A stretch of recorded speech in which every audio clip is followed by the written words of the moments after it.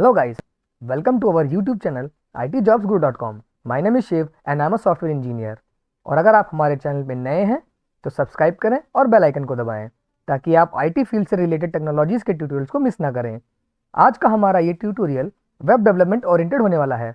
India में IT companies एक software developer को काफ़ी अच्छा पैकेज दे रही हैं और अगर आप भी एक वेब डेवलपर बनना चाहते हैं बट आपको वेब डेवलपमेंट का बिल्कुल भी आइडिया नहीं है तो ये वीडियो आपके लिए बहुत ज़्यादा इंपॉर्टेंट एंड इन्फॉर्मेटिव होने वाला है। तो वीडियो को लास्ट तक जरूर देखें और अगर हमारी ये वीडियो आपको अच्छी लगे तो प्लीज़ वीडियो पे लाइक एंड कमेंट करें और वीडियो अपने फ्रेंड्स एंड कलीग्स को भी शेयर करना ना भूलें। तो चलिए अपना ट्यूटोरियल जल्दी से शुरू करते हैं। किसी भी टेक्नोलॉजी में वेब डेवलपमेंट स्टार्ट करने से पहले आपको वेब डेवलपमेंट के कुछ बेसिक्स पता होने चाहिए। तो ट्यूटोरियल में हम उन्हीं बेसिक्स के बारे में जानेंगे। What is a web application? तो वेब एप्लीकेशन ऐसे एप्लीकेशन होते हैं जो आपके लोकल सिस्टम में इंस्टॉल नहीं होते बट फिर भी आप उन्हें वेब ब्राउज़र की हेल्प से यूज़ कर सकते हैं। अगर वेब एप्लीकेशन को मोबाइल या डेस्कटॉप एप्लीकेशन से कंपेयर करें तो पहले आपको एप्लीकेशन को अपने मोबाइल या डेस्कटॉप में डाउनलोड करना पड़ता है, फिर आप उसे इंस्टॉल करते हैं, उसके बाद ही आप उस एप्लीकेशन को यूज़ कर सकते हैं। बट वेब एप्लीकेशन को यूज़ करने के लिए सिर्फ आपको एक ब्राउज़र और जो भी एप्लीकेशन आपको यूज़ करना है उसका यूआरएल चाहिए होता है। चलिए इसको एक एग्जांपल से समझते हैं। इंस्टाग्राम हम सभी लोग इस्तेमाल करते हैं। इंस्टाग्राम एक वेब एप्लीकेशन है। अभी मैंने यहाँ पे गूगल पे इंस्टाग्राम को सर्च मारा और जो गूगल ने मुझे रिजल्ट दिए हैं उसमें सबसे टॉप पर है इंस्टाग्राम। मैं इसको खोलता हूँ और यहाँ पर इंस्टाग्राम की यूआई मेरे पास आ गई है। ऐसे ही एक और वेब एप्लीकेशन का मैं आपको एग्जांपल देता हूँ, Node.js। अभी क्या हुआ, मैंने यहाँ पर गूगल सर्च नहीं किया, मैंने पूरा यूआरएल डाला, इसलिए डायरेक्ट ये वेबसाइट मेरे पास खुलकर आ गई है। तो अब आपको इतना समझ में आ गया होगा कि वेब एप्लीकेशन ऐसे एप्लीकेशन होते हैं जो आपके सिस्टम में इंस्टॉल नहीं होते हैं बट फिर भी आप उनको इस्तेमाल कर सकते हैं just by using their URL. और हर वेब एप्लीकेशन का एक यूनिक यूआरएल होता है। वेब एप्लीकेशन को और डीप में समझने के लिए आपको पहले क्लाइंट सर्वर आर्किटेक्चर समझना पड़ेगा। तो चलिए क्लाइंट सर्वर आर्किटेक्चर क्या होता है इसको समझते हैं। ये क्लाइंट सर्वर आर्किटेक्चर का एक हाई लेवल डायग्राम है। इस पूरे डायग्राम में मैंने ये समझाने की कोशिश करी है कि एक वेब एप्लीकेशन काम कैसे करता है। अभी मैंने ब्राउज़र पर Node.js की वेबसाइट खोली थी, तो मैंने ये यूआरएल सर्च किया था। तो बैकएंड में पीछे हुआ क्या था, ये मेरा सिस्टम था, उसमें मैं क्रोम चला रहा था और फिर मैंने क्रोम में इस यूआरएल को सर्च किया था। तो हुआ क्या था कि एक एचटीटीपी रिक्वेस्ट इंटरनेट के थ्रू Node.js के सर्वर पर गई। Node.js के सर्वर ने उसको प्रोसेस किया और मुझे रिस्पॉन्स भेजा। रिस्पॉन्स में सर्वर HTML, CSS, इमेज या जेसन या और भी बहुत सारे टाइप के रिस्पॉन्स भेज सकते हैं। तो ये रिस्पॉन्स वापस मेरे सिस्टम तक आया और क्रोम तक आया। उसके बाद क्रोम ने जो HTML, CSS और जो इमेज और जो भी डेटा आया था उसकी मुझे एक यूआई तैयार करके दे दी। वापस ब्राउज़र पे चलते हैं और इसे वहाँ पर समझते हैं। वापस हम Node.js की वेबसाइट पर आ गए हैं और जो अभी मैं वहाँ पर स्लाइड्स में आपको समझाने की कोशिश कर रहा था कि जब हमने इस यूआरएल को सर्च मारा था ऐसे, तो एक रिक्वेस्ट Node.js के सर्वर तक गई थी। Node.js के सर्वर ने हमारी रिक्वेस्ट को प्रोसेस किया और रिस्पॉन्स में हमको ये HTML, CSS पूरा डॉक्यूमेंट दिया। और फिर ब्राउज़र ने क्या किया, जब ब्राउज़र को वो रिस्पॉन्स मिला तो उसने उस HTML, CSS से एक हमको यूआई क्रिएट करके दे दी। चलिए प्रैक्टिकली इस चीज़ को समझते हैं। तो आप अपना राइट क्लिक करिए, आपको यहाँ पे नीचे इंस्पेक्ट दिखेगा, उस पर क्लिक करिए। इसका एक शॉर्टकट भी होता है, Ctrl+Shift+I एंड से ओपन हुआ और फिर से ही Ctrl+Shift+I से क्लोज हो गया। ये Ctrl+Shift+I करने से डेव टूल्स खुले हैं, ये क्रोम के डेव टूल्स हैं और ये डेव टूल्स के बारे में मैं आपको वीडियो में आगे बताने वाला हूँ। अभी फ़िलहाल हम नेटवर्क टैब पर आते हैं, ऑल पे क्लिक करिए और फिर से रिलोड करिए। तो आप देख रहे होंगे यहाँ पर ये जो आप देख पा रहे हैं, तो ये इतनी सारी रिक्वेस्ट हमारी गई हैं। तो अभी HTML देखने के लिए आप यहाँ डॉक पे क्लिक करिए और फिर से एक बार रिफ्रेश करिए पेज को। तो आप यहाँ पे देख पा रहे होंगे, आपको यहाँ पे 2 रिक्वेस्ट दिख रही हैं। चलिए इसको, ये 2 नहीं है, गई तो एक ही है, बट एक जो है वो पुरानी वाली है। इसको क्लियर करें यहाँ से और फिर से रिफ्रेश करें। आपको दिखा यहाँ पर कि ये रिक्वेस्ट गई, ये हेडर्स में क्लिक करके आप ये देखिए, ये URL था, इस URL पे रिक्वेस्ट गई और देखिए हमारे पास रिस्पॉन्स में क्या आया है। आप देख पा रहे होंगे कि ये रिस्पॉन्स में पूरा का पूरा हमारे पास HTML आया है। आप ये जो टाइटल देख रहे हैं, ये इस पेज का टाइटल है। इसको नीचे करते हैं।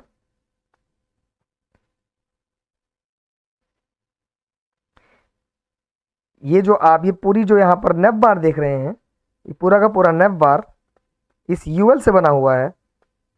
ये LI होम की, about, downloads, docs and so on. So ये काफ़ी बड़ा HTML पेज है।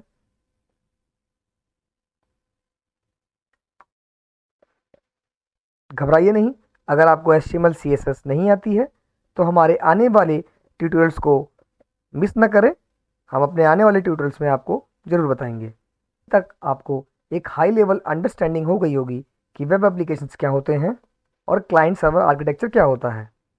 बेसिकली क्लाइंट सर्वर आर्किटेक्चर हमको ये बताता है कि जो हमारा क्लाइंट, यहाँ पर क्लाइंट जो है वो एक ब्राउज़र है और जो सर्वर है वो हमारा, यहाँ पर जो हमने एग्जांपल लिया है उस केस में वो नोड.जेएस का सर्वर है। तो एक हाई लेवल में हमको ये समझ में आ गया है कि एक वेब एप्लीकेशन काम कैसे करता है। अब चलिए वापस स्लाइड पे चलते हैं। अब जब हम ये जान चुके हैं कि वेब एप्लीकेशन क्या होता है और वेब एप्लीकेशन काम कैसे करता है, तो अब हमारा जो नेक्स्ट टॉपिक है वो ये है कि methods of creating web application. हम कितनी तरह से वेब एप्लीकेशन को बना सकते हैं और वेब एप्लीकेशन के कितने टाइप्स होते हैं। तो मेनली वेब एप्लीकेशंस को 2 पार्ट्स में डिवाइड किया गया है। एक है मल्टी पेज एप्लीकेशंस, जो हम PHP, जावा, रूबी और पाइथन में बनाते हैं, और दूसरा होता है सिंगल पेज एप्लीकेशन। जो हमारे सिंगल पेज एप्लीकेशन है उनके लिए जो मेनली लाइब्रेरी और फ्रेमवर्क्स IT इंडस्ट्री में फेमस हैं और बहुत ट्रेंड में हैं, वो है React.js, AngularJS and Vue.js। Multi page application एक बहुत ही ट्रेडिशनल वे है वेब एप्लीकेशंस को बनाने का, और जो सिंगल पेज एप्लीकेशन है वो एक मॉडर्न वे है वेब एप्लीकेशन को बनाने का। मतलब दोनों की ही वर्किंग बिल्कुल ही डिफरेंट होती है, और इनकी वर्किंग कैसे डिफरेंट होती है इसको अभी मैं एक एग्जांपल से दिखाऊंगा। अभी जो हमने यहाँ पर नोड.जेएस की वेबसाइट पर नेटवर्क टैग में आके हमने ये देखा था कि हम जितनी बार भी इस पेज को रिफ्रेश करते हैं या फिर हम किसी दूसरे लिंक पर जाते हैं, सपोज करिए मैंने अभी अबाउट पे क्लिक किया, तो आप देख रहे होंगे कि सर्वर तक एक फिर से रिक्वेस्ट गई और ये पूरी की पूरी HTML हमारे पास सर्वर से बनकर आई है। इसको क्लियर करते हैं और वापस से होम पे चलते हैं। अब आप देख रहे हैं कि क्या हुआ है, फिर से एक रिक्वेस्ट जो है हमारी सर्वर तक गई है और फिर वहाँ से पूरा का पूरा जो HTML एंड CSS है वो बनकर आया है। इससे फ़र्क नहीं पड़ता कि ये एक बार जब हम रिक्वेस्ट भेज चुके हैं और हमारे पास पूरा HTML CSS आ चुका है, तो जब हम दोबारा रिक्वेस्ट भेजेंगे सेम पेज के लिए तो वो रिक्वेस्ट सर्वर तक नहीं जाएगी। जी हाँ, वो बिल्कुल जाएगी, और ये ऐसा होता रहता है। यही एक तरीका है जो हमारे ट्रेडिशनल मल्टी पेज एप्लीकेशन हैं उनका काम करने का। आप देखें, मैं होम पर गया, रिक्वेस्ट गई, रिस्पॉन्स देखिए, क्लियर करें, वापस अबाउट पर आए, फिर से रिक्वेस्ट गई, फिर होम पे चलें, तो आपको ये दिख रहा होगा कि बार बार हमारी जो रिक्वेस्ट है वो सर्वर तक जाती है। ये काफ़ी ही एक्सपेंसिव होता है in the terms of network and server processing. इससे हमारी जो वेबसाइट होती है, जो वेब एप्लीकेशन होता है, उसकी परफॉर्मेंस पे भी फ़र्क पड़ता है और वो स्लो होता है। अब बात करते हैं सिंगल पेज एप्लीकेशन की। तो इसको भी एक एग्जांपल से समझते हैं। अगर आप लोगों ने स्लैक यूज़ किया हो तो आपको ये पता लगेगा, या आपने कभी नोटिस किया हो कि जब स्लैक में आप किसी यूआरएल पर या किसी लिंक पर क्लिक करते हैं तो आपकी जो स्क्रीन होती है वो रिफ़्रेश तो हो जाती है, बट वो स्क्रीन पर ये जो पेज होता है वो रिलोड नहीं होता है। तो यही एक बहुत ही मेन डिफरेंस है हमारे सिंगल पेज एप्लीकेशन में और मल्टी पेज एप्लीकेशन में। मैंने नेटवर्क टैब खोल लिया है।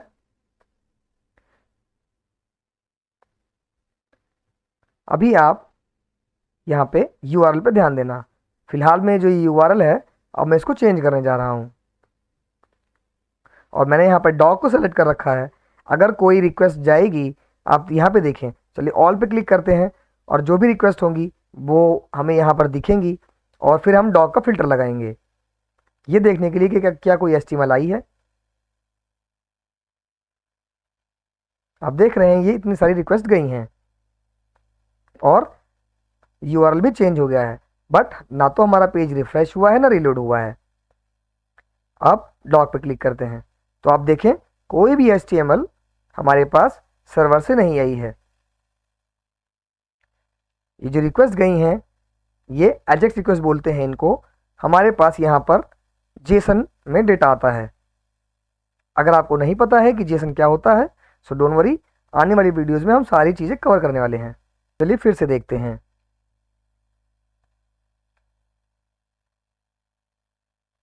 यूआरएल चेंज हुआ, रिक्वेस्ट गई, बट कोई भी एचटीएमएल सर्वर से नहीं आई। सिर्फ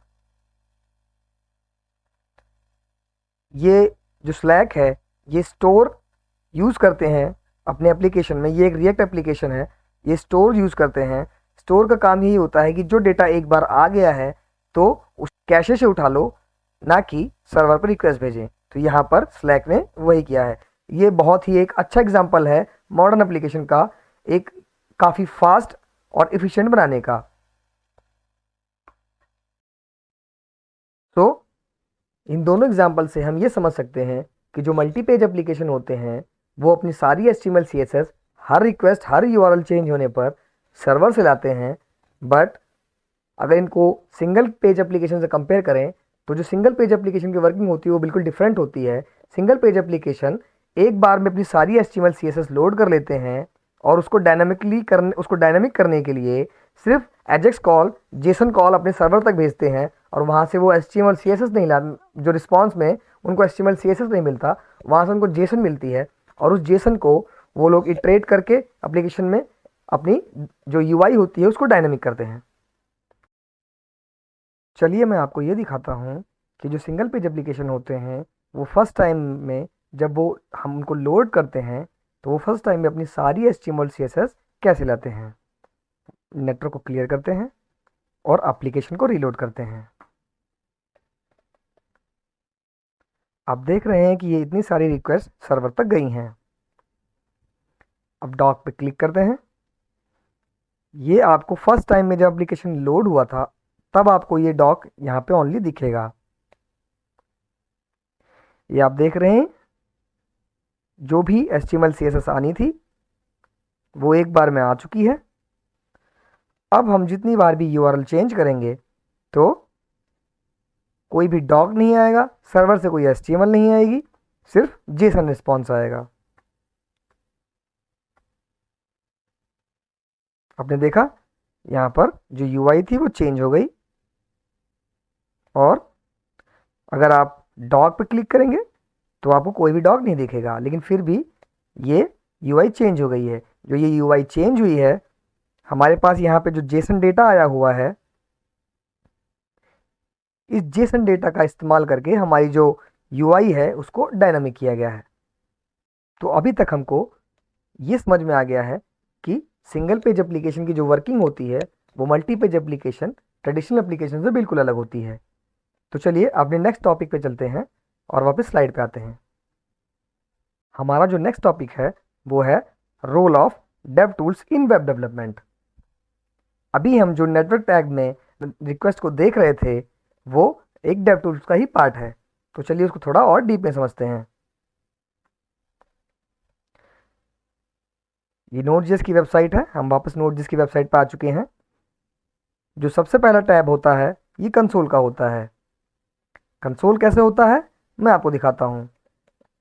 मैं आपको जैसे पहले ही बता चुका हूँ कि ये जो डॉक्यूमेंट होता है ये HTML, CSS और जावास्क्रिप्ट से बना हुआ होता है। जो हमारी HTML होती है वो यूज़र इंटरफेस बनाती है। मैं आपको दिखाता हूँ। अगर आपने HTML बिल्कुल भी नहीं पढ़ी है तो हो सकता है आपको ये थोड़ा कम समझ में आए, बट डोंट वरी, हम आने वाले ट्यूटोरियल्स में आपको ये सारी चीज़ें क्लियर करने वाले हैं। अभी के लिए फ़िलहाल आप यही समझ लीजिए कि जो HTML होती है उससे हमारी ये पूरी की पूरी UI बनती है। जैसे आप देख रहे हैं कि एक एंकर टैग है, ये LI के अंदर एक एंकर टैग डाला गया है और जिसको इन्होंने होम बोला है। ऐसे ही आप देखेंगे ये एक UL है। UL का फुल फॉर्म होता है अनऑर्डर्ड लिस्ट। मैं एलिमेंट्स को यूज़ कर रहा हूँ। ये जो एलिमेंट्स पे आप जब क्लिक करेंगे तो जो आपका पूरा HTML है, जो आपका मेनली जो HTML पेज होता है वो छोटे छोटे छोटे छोटे एलिमेंट से बना हुआ होता है। और जो इसका सबसे पेरेंट होता है वो HTML होता है। फिर एक HTML के अंदर आप देखें एक हेड एलिमेंट, फिर एक बॉडी एलिमेंट। बॉडी एलिमेंट को खोलेंगे अगर आप तो उसके अंदर एक हेडर डाल रखा है। ये हेडर आप देख रहे हैं कि ये जो हाईलाइट हो रहा है ये वाला पार्ट, ये जो हमारी जो व्यू आ रहा है वो हमारा इस हेडर एलिमेंट से आ रहा है। अगर मैं इसको यहाँ से डिलीट कर दूंगा तो ऊपर से वो व्यू भी चला जाएगा। पर घबराइए नहीं, ये हमेशा के लिए नहीं गया है। जब आप फिर से एप्लीकेशन को रिलोड करेंगे एक हमारी रिक्वेस्ट फिर से सर्वर तक गई और सर्वर ने हमें फिर से उस पेज को बना के दे दिया। तो आपने देखा ये हेडर है, बॉडी के अंदर हेडर, फिर एक डिव, डिव के अंदर एक और डिव। सो आपको ये जो पूरा आर्किटेक्चर है ये आपको ऐसे लग रहा होगा पेरेंट और चाइल्ड रिलेशनशिप का, और HTML में ऐसा होता भी है। एक पेरेंट होता है, एक पेरेंट एलिमेंट, उसके अंदर एक और चाइल्ड एलिमेंट, उसके अंदर एक और चाइल्ड एलिमेंट, और ये जो हमारा पूरा पेज होता है वो ऐसे ही HTML से बना हुआ होता है। सो HTML का काम काम तो आपको समझ में आ गया, बट आपको यहाँ पर कुछ ये जो चीज़ दिख रही है इसको हम स्टाइलिंग बोलते हैं। ये CSS का पार्ट है। फॉर एग्जाम्पल अगर मैं इसको इंस्पेक्ट करूं,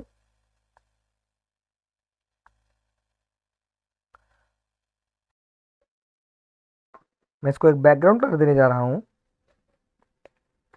देखा आपने? सो जो हमारा लुक एंड फील का काम होता है वो CSS का पार्ट होता है। मतलब कोई एक एलिमेंट कैसा दिखेगा, उसका कलर क्या होगा, उसका साइज क्या होगा, वो टॉप से कहाँ जाएगा, वो लेफ्ट से कहाँ पे रहेगा, वो राइट से कहाँ पे रहेगा, ये सारा काम CSS का होता है। अब ये जो आप सोर्स टैब देख रहे हैं ये सोर्स टैब होती है जावास्क्रिप्ट की। जो जावास्क्रिप्ट होती है वो हमारी वैलिडेशन की काम आती है, और जो हमारा पूरा वेब पेज होता है उसको डायनामिक करती है। और जो हमारे सिंगल पेज एप्लीकेशन होते हैं वो तो सिर्फ HTML, CSS और जावास्क्रिप्ट से ही बने होते हैं। अगर आप रिएक्ट की बात करें तो रिएक्ट भी इंटरनली जावास्क्रिप्ट और HTML, CSS को ही यूज़ करती है। ऐसे ही Vue.js और AngularJS। तो हम एलिमेंट्स टैब के बारे में समझ चुके हैं। सोर्स, जो हम जब कभी भी हमको अपनी जावास्क्रिप्ट डिबग करनी हो तो हम सोर्स टैब पर को यूज़ करते हैं। कंसोल, कंसोल मेनली जो होते हैं हमारे, जो ये जो हमारी जावास्क्रिप्ट होती है, हम अब हमारे जो फंक्शंस हैं, हमारी जो स्टेटमेंट हैं, उनको डिबग करने के लिए हम कंसोल लॉग लगा देते हैं। कंसोल लॉग कुछ नहीं होते हैं, जस्ट काइंड ऑफ मैसेज होते हैं।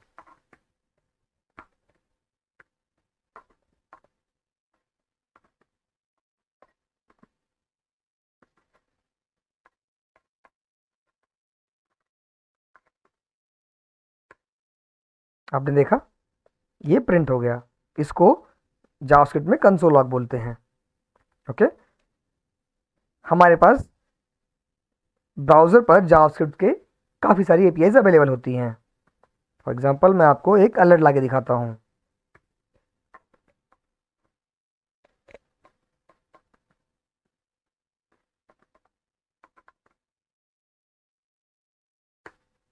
देखा आपने? ऐसे हमारा अलर्ट आ गया। अब चलिए नेटवर्क टैब पर।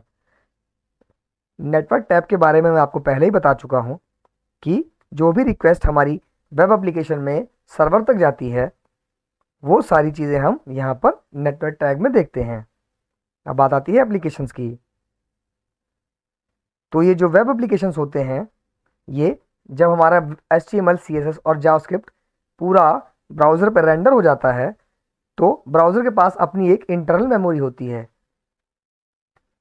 आप देख रहे हैं यहाँ पर कि मेरे लोकल स्टोरेज में Node.js के एप्लीकेशन ने कुछ की और वैल्यू में चीज़ें रख रखी हैं। यहाँ पर मैक्स कंट्रीब्यूटर 443 फैच डेट, ये डेट है इपॉक में। तो जो हमारी जो ब्राउज़र की स्टोरेज होती है वो कुछ ऐसे डिवाइड रहती है: local storage, session storage, index DB, web SQL and cookies. इन सभी स्टोरेज का अपना अपना एक यूज केस होता है। जैसे हम लोगों को नीड पड़ती है हम लोग इनका ऐसे इस्तेमाल करते हैं। ज़्यादा डीप में मैं इनके बारे में आपको एक अलग वीडियो में बताऊंगा। अब चलते हैं लाइट हाउस के बारे में। जो ये लाइट हाउस है बेसिकली इसका काम सिर्फ इतना होता है कि हमको ये एक रिपोर्ट बना के देता है कि जो हमारा वेब एप्लीकेशन है वो कितना इफ़िशिएंट है, कितना फास्ट है। चलिए करके देखते हैं। अभी यहाँ से मैंने डेस्कटॉप को चूज़ कर रखा है और कैटेगरीज में मैंने परफॉर्मेंस बता रखा है, प्रोग्रेसिव वेब ऐप चूज़ कर रखा है, best practices, accessibility and SEO.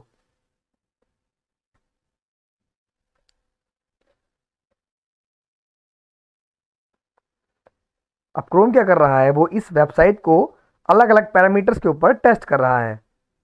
वो लो नेटवर्क पे देख रहा है, वो इनकी स्क्रिप्टिंग को देख रहा है इस वेबसाइट की कि कितनी फास्ट है, वो कितनी एक्सेसिबल है, वो कितनी सर्च इंजन ऑप्टिमाइज्ड है। ये सारी चीज़ें वो इंटरनली कर रहा है और हमको एक रिपोर्ट जनरेट करके देगा। ये अलग अलग पैरामीटर्स के ऊपर इसने इस वेबसाइट को टेस्ट किया, हमारे वेब एप्लीकेशंस को, और इसने देखा कि जो इसकी परफॉर्मेंस है वो 67% है, एक्सेसिबिलिटी 98% है, बेस्ट प्रैक्टिसेस जो हुई हैं इसको बनाने में वो 100% है, एसईओ फ्रेंडली 100% है। और जो आगे के आपको 3 टैब दिख रहे हैं ये आपको वेब डेवलपमेंट में बहुत ही रेयर यूज़ करने को मिलेंगे। ये परफॉर्मेंस का टैब है। अगर आप इसको यहाँ पर रिकॉर्ड पे क्लिक करेंगे और इसको रिफ्रेश मारेंगे, इसको स्टॉप कर दें,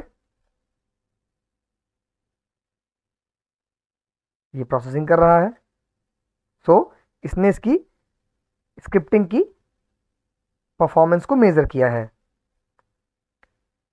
ये ओवरऑल परफॉर्मेंस है कि इसको लोड होने में कितना टाइम लगा, जो स्क्रिप्टिंग है मतलब जो इसकी जावास्क्रिप्ट है उसको कितना टाइम लगा, पेज को रेंडर होने में कितना टाइम लगा, पेंट करने में कितना टाइम लगा, सिस्टम ने कितना टाइम लिया, कितनी टाइम ये हमारा जो रिसोर्सेज थी वो आइडल रही, और ये टोटल टाइम क्या लिया गया।